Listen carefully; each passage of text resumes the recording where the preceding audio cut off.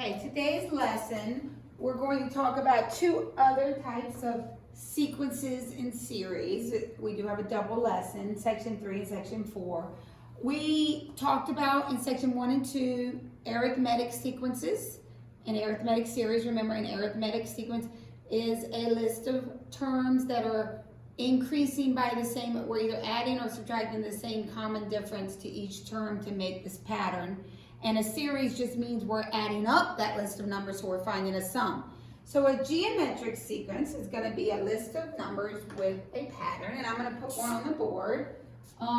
Suppose we have 2, 6, 18, 54, etc.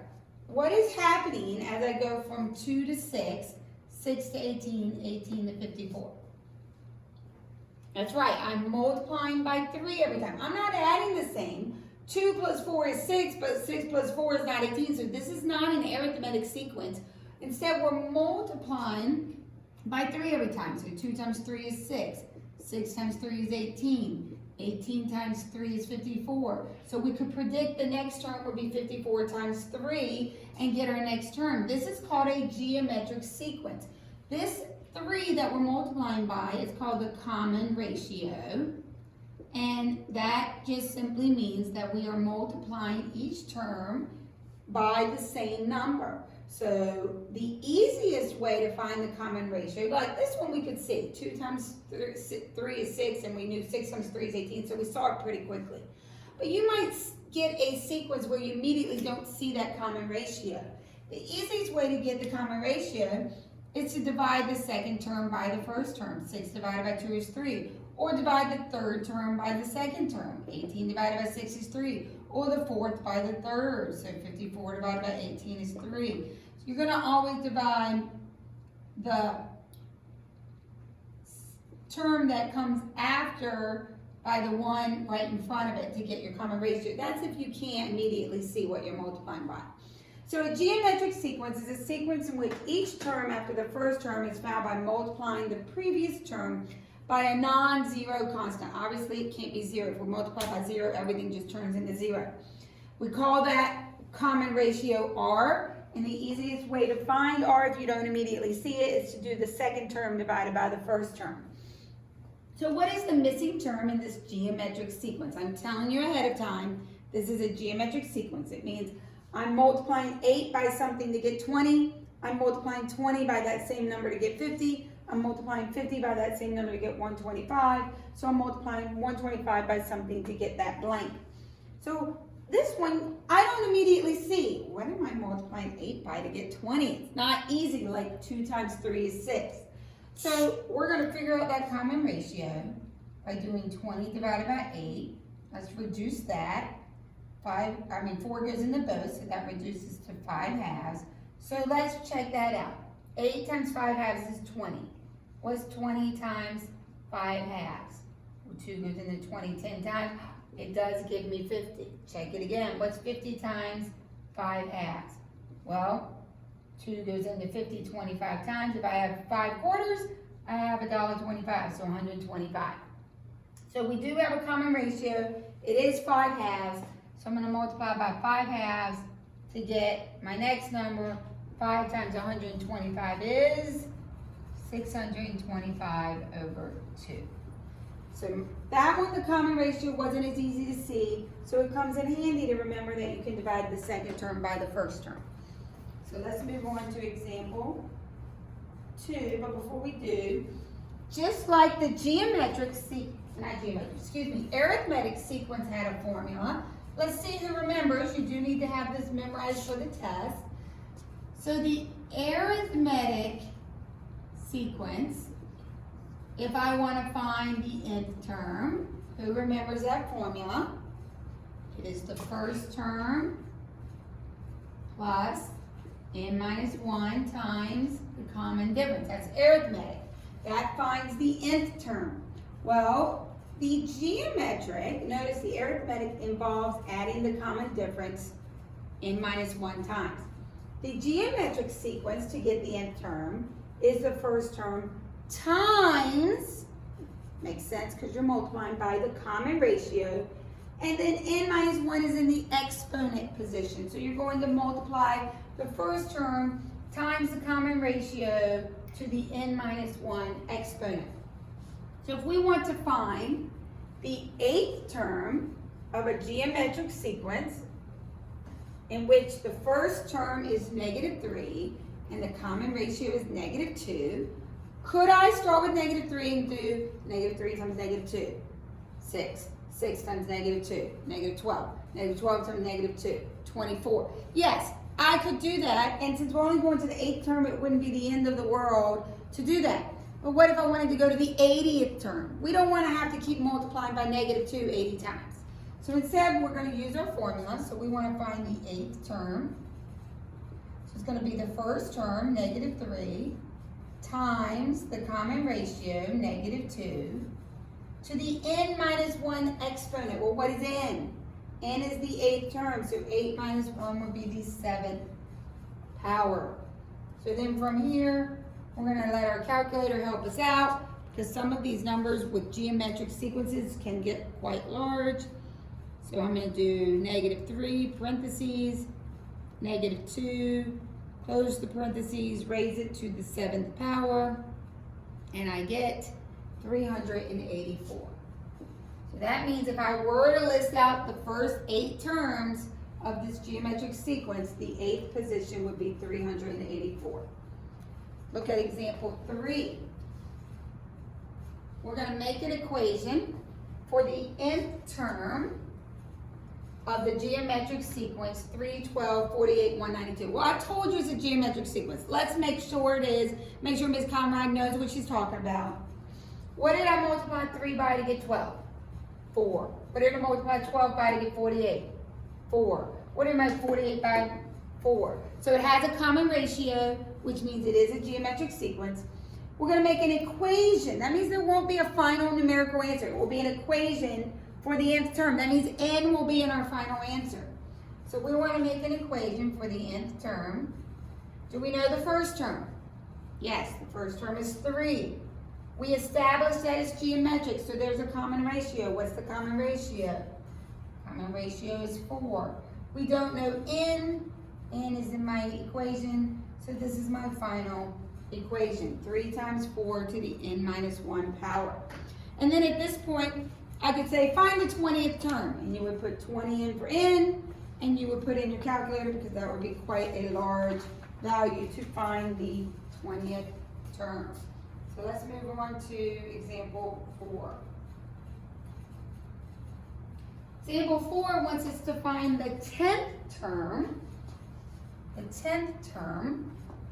of a geometric sequence where we know the 4th term and we know the common ratio.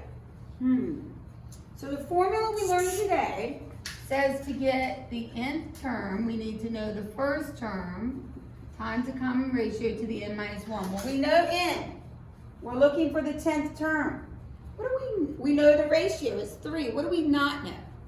We don't know the first term. How can I get the first term?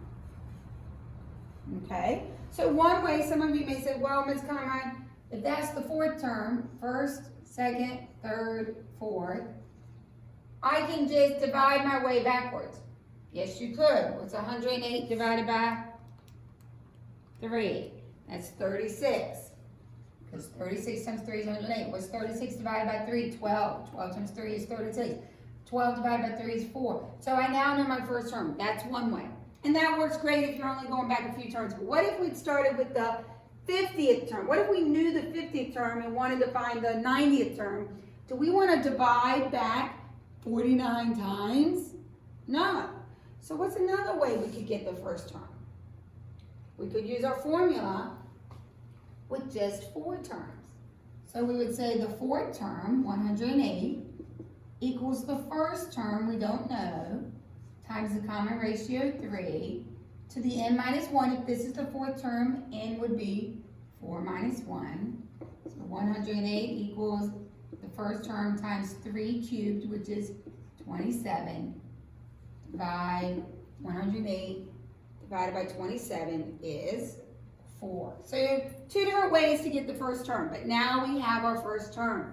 So we want to find the 10th term. We now know the first term is 4. We know the common ratio is 3. And we know n is 10, so 10 minus 1. And at this point, we're going to let our handy dandy calculator help us out. So 4 parentheses 3, close the parentheses, exponent 9, and it's 78,732. If I were to list out all 10 values in this sequence, this geometric sequence, multiply by 3 every time, I would get to 78,732. So now we're going to talk about the geometric means. The geometric means are the terms between 2 non-successive terms of a geometric sequence. What does that mean? Like for this example, this is a geometric sequence. I'm multiplying by what every time? 2 times 3 is 6. 6 times 3 is 18. 18 times 3 is 54. So it's a geometric sequence.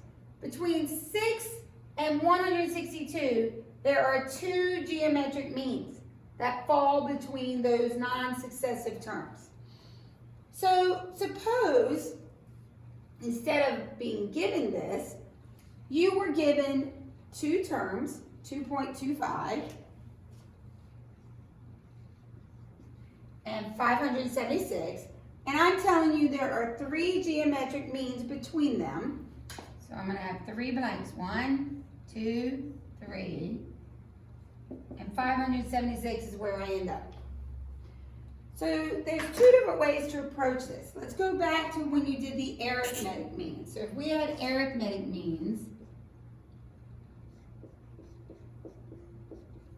who remembers how we figured out the arithmetic means?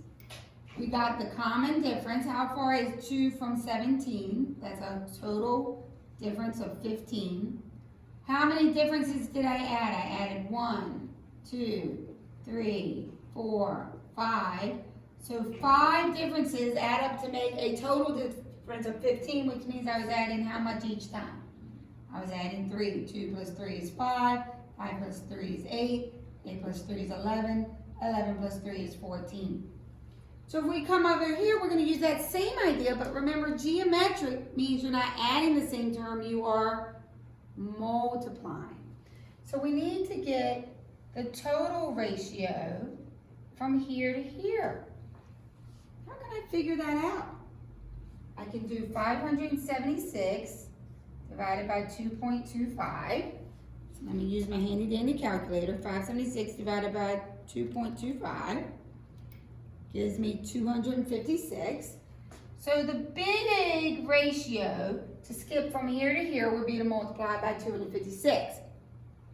But we didn't just go from one point to one point. We went several steps in between. So we multiplied by r here, by r here, by r here, and by r here. How many times did we multiply by that common ratio? 1, 2, 3, 4. Now be careful. We are not adding that ratio. We're not adding r plus r plus r plus r. It's r times r times r times r, which would make not 4r, but r to the 4th, because we're multiplying by the common ratio 4 times. So then I just need to find out the 4th root of 256. What to the 4th power equals 256? Anybody know? It is 4 to the 4th power. So the common ratio is 4. Now that I know the common ratio, I can fill in my blanks. So what's 2.25 times 4? It is 9. What is 9 times 4? It is 36. What is 36 times 4? It is 144. And check yourself. What's 144 times 4? It is indeed 576. So always check yourself. So that's one way to find your geometric means. Another way would be to use your formulas. You could get your common ratio by using the formula we learned today. The nth term, 576, equals the first term, 2.25, times the common ratio to the n minus 1. Well, n would be how many positions we have? 1, 2, 3, 4, 5 positions. So 5 minus 1 would be to the 4th power. Divide by 2.25, you get 256 equals r to the 4th. Look at that, same thing we got by reasoning out and not using the formula. So either way works. So let us move on to section 4. So in section 4, we're still working with the geometric pattern, which means there will still be a common ratio, but instead of a sequence, we're working with a series. Now, when we worked with arithmetic series, what did that mean ultimately we were doing? It meant we were finding the sum. So for this arithmetic sequence, if it were an arithmetic series, I would want you to add these numbers all together and find a sum. So we had an arithmetic series formula to find the sum of n terms. Does anybody remember what the arithmetic sum formula is? And I have no idea why Miss Conrad's blanking right now, other than I'm trying to make too many videos at once. Does anybody remember what the arithmetic sum formula was? Oh, that's right. It's the number of terms times the first term plus the nth term divided by 2. So it was the number of terms times the first term plus the last term divided by 2. So that's for arithmetic. Well, just like arithmetic has a sum formula, a geometric series also means we're getting the sum of the geometric sequence is given here. Now, there's a key vocab word in this blue part here. It says the sum of a finite geometric series. That's going to be very important. What does finite mean? If something's finite, it does what? It ends, it stops. So if we're working in this section with finite geometric series, that means we know exactly how many terms there are. They're going to add up 10 terms or 20 terms or 15 terms. We're going to, in the next section, learn what to do when it's infinite geometric series. Infinite will be a different formula and a slightly different process. But as long as it's a finite geometric series, that means we have a set number of terms. To get the sum of those terms, so if it's 10 terms, 8 terms, it's going to be the first term times 1 minus the ratio to the nth power, all divided by 1 minus r, as long as r is not 1. Why can't r be 1? Then your sum would be undefined. Also, if we're multiplying by r every time, by 1 every time, 2 times 1 is 2. 2 times 1 is 2. 2 times 1 is 2. I end up with a sequence that's just 2, 2, 2, 2, 2, 2, 2, 2, 2, 2. So 1 minus r would not give me a sum of a finite geometric series because it would be undefined. So look in your book on page 644. It is a word problem. We're going to look at example 1 on page 644. Give everybody a chance. I hope you have your book handy.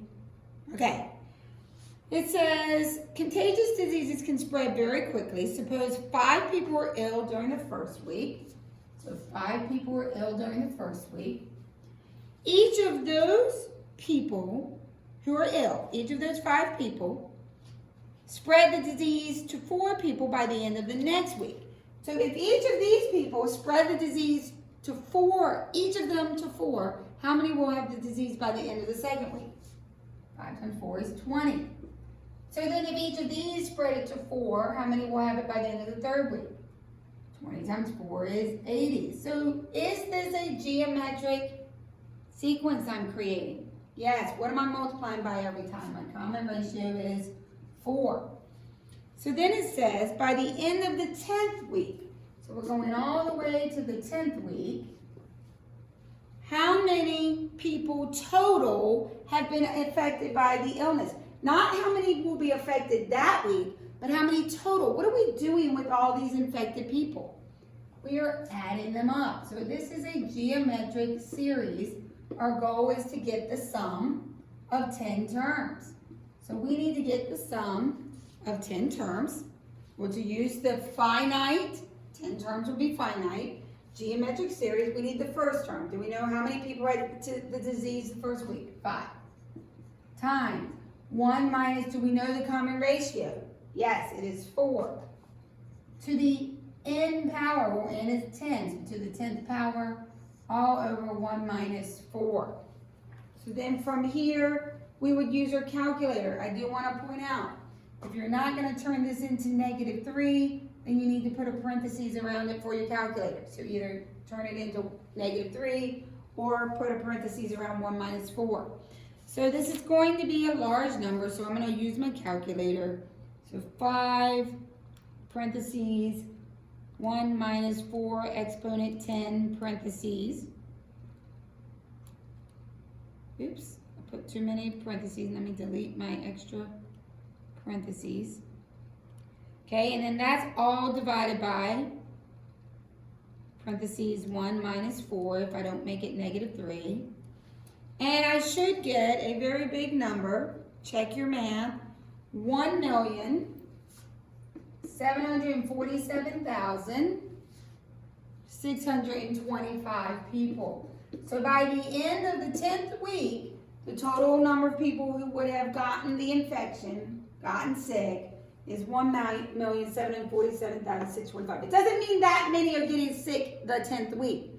It means total, that's how many people got sick when you add up all the weeks of sick people. So let's move on to example 2. We're going to evaluate each sum. Now, my directions say evaluate the sum. I might not give those directions on a quiz or a test. So what about this notation tells me I'm evaluating a sum? That's right, it's the sigma. Remember the sigma. When you see that Greek symbol, does not mean you're going to go join a fraternity and sorority. It means that you're going to be finding the sum of a list of terms. It's the summation symbol. So this is telling me to find the sum. There are 6 terms. I'm going from the first term to the 6th term, and this defines each term. So if I ask you to expand this, I want you to list out your series. So put 1 into this problem. We get 5 times 2 to the 0 power. What's 2 to the 0 power? Anything to the 0 power is 1. So 5 times 1 is 5. Plus, then we would plug 2 in. 2 minus 1 is 1. That gives me 10. Plus, then we would plug 3 in. 3 minus 1 is 2. 5 times 4 is 20. Plus, do we see what's happening here? 5 times 2 is 10. 10 times 2 is 20. 20 times 2 is 40. 40 times 2 is 80. I'm going up to the 6th term. 1, 2, 3, 4, 5. I need one more term. 80 times 2 is 160. Now, this is a short enough series that you're right. You could just add those up and get your sum. But I want to practice the finite geometric sum formula. How do I know this is geometric? Because the common ratio is 2. It is a common ratio. So we can get the sum of 6 terms by doing the first term times, go back and look at your geometric finite sum formula. Yeah, what is next? 1 minus, then what? The common ratio is 2 to the n, all over 1 minus 2. Well, what do we know 1 minus 2 is? -1. So 5 divided by -1 is -5 times 1 minus 2 to the 6. And then I'm going to use my handy dandy calculator. I don't have to for this one because we can do 2 to the 6 pretty easily with that one. And you get 315. That would be what I get if I add these numbers up. We could check it real quick. 120 plus 160 is 280, plus 20 is 300, plus 10, 310, plus 5 is 315. So let's practice one more of these sum type problems before we move on to the next example. So let's first expand out this sequence, this series, excuse me. Plug 1 in. 1 minus 1 is 0. What's 3 to the 0? 1, so we get negative 4 plus. Plug 2 in, 2 minus 1 is 1. Negative 4 times 3 is negative 12. Plus, plug 3 in, we get 3 minus 1 is 2, 3 squared is 9. Negative 4 times 9 is negative 36. Do we see a pattern yet? What am I multiplying negative 4 by to get negative 12? Times 3. Negative 12 times 3 is negative 36. Negative 36 times 3 is negative 108. How many positions? 5 positions. 1, 2, 3, 4, 5. And the fifth position is negative 108 times 3 is, what is that, negative 324? What's another way to get the last position? Let's suppose it went up to the 50th. We don't want to keep going 50 terms. How could we get, we could use our other formula we learned today, which is the first term, negative 4, times the ratio, which we said was 3, to the n minus 1. So we get negative 4 times 81, which is negative 324, same thing we got. But this would be handy, like if we say go to the 50th term. Okay, so we want to get the sum of 5 terms. It is finite. So it is the first term times 1 minus, what's the common ratio? 3. What's the n? 5. All over 1 minus 3, which is negative 2. I can go ahead and reduce. The negative 4 divided by negative 2 is 2 times 1 minus 3 to the 5th. So then we have 2, parentheses 1 minus 3 exponent 5. And that gives me negative 484. Does it make sense that if I'm adding up negative numbers, my sum is negative? Yes, because I'm just adding up bigger and bigger negative numbers. So let's move on to, in your notes, the last 2 examples. So example 3 and 4 are on the last page. I'm just finding my spot in my book for when I need it. Okay, so the last examples, it says find the sum of a geometric series for where the first term is 15,625, the nth term is negative 5, and the ratio is negative 1/5. Well, let's review the geometric sum formula. For a finite geometric sum, it is the first term times 1 minus the ratio to the n over 1 minus r. So what do we know? Do we know the first term? Check. Do we know the ratio? Check. Do we know the n? Do we know how many terms are in this series? We don't. We know the nth term, but we don't know where that is in position. How can we figure that n out? We can use the first formula we learned today. The nth term equals the first term times the ratio to the n minus 1. So the nth term is negative 5. The first term is 15,625. The ratio is negative 1/5. N minus 1 is what we want to figure out. What would we do first to solve this? We would divide by 15,625. So if we divide by 15,625, that does reduce to negative 1 over, I have that written down, 3,125. Okay, how can we solve this? Well, we have 2 ways to solve when we don't know the exponent. One is to do a logarithm. The good news is you don't need a logarithm here, because the other was make the bases match. Can I make this the same base as 1/5? Yes, this would be 5 to what power? Figure that out on a calculator. 5 to what power? 5 to the 5th. So this would be negative 1/5 to the 5th power equals negative 1/5 to the n minus 1. Now that the bases match, what can I do? Set the exponents equal, so n is 6. So now that I know n is 6, I have everything I need to get the sum of the 6 terms. So it would be 15,625 times 1 minus the ratio negative 1/5. Notice I put that in a separate parentheses for my calculator. To the n power, all over 1 minus negative 1/5. I want to point some things out. The reason these parentheses are needed, a lot of students will accidentally see those two negatives and think, oh, I'm going to make it a positive. But order of operations, what happens first? This to the 6th power. Well, what's a negative number to the 6th power going to become? Positive, and then that makes it negative. So ultimately, this is going to be 1 minus whatever this is, because you don't do this first, you do this first. If you do put parentheses for your calculator, it takes care of the order of operations for your calculator. Down here, 1 minus negative 1/5. You can make that positive. That is legal. If this were a no calculator problem, from here, we'd have to do 1 minus 1/5 to the 6th. The good news, more than likely, because these numbers get so large, this would be a calculator problem. This would be over 6/5, because these fractions are going to get quite large. That's going to be 5 to the 6th power. Well, 5 to the 5th was 3,125. I mean, this is getting big. So I would put this in my calculator at this point, and if you do, you get 13,020 as your sum.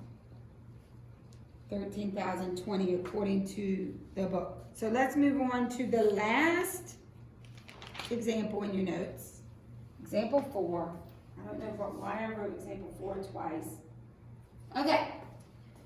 So find the first term in a geometric series for which the sum of how many terms? S of 8 means the sum of 8 terms is 39,360, and the ratio is 3. So it's a geometric series. So we're using the geometric sum formula. What is that?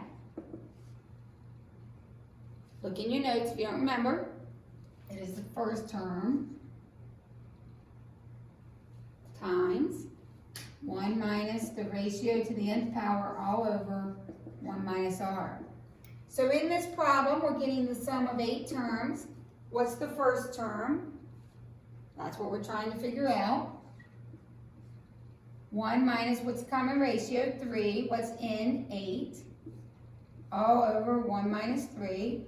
What's this? We know that, don't we? What's the sum of 8 terms? 39,360.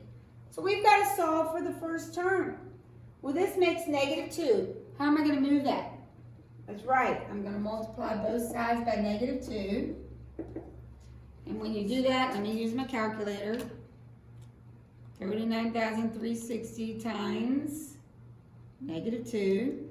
And that gives me negative 78,720 equals the first term times 1 minus 3 to the 8th. Well, I'm going to go ahead and do that. What's 1 minus 3 to the 8th? It is negative 6,560. And then what would be my last step? Divide by negative 6,560. And the first term comes out to be, what are we? Negative 78,720 divided by negative 6,560. And we get 12. So the first term in this geometric series would be a term that is 12. So that is the end. So we have 4 formulas so far this chapter, the 2 arithmetic, and now we have 2 geometric, and we have 1 more that we'll add in section 5. It'll be a last lesson of this year.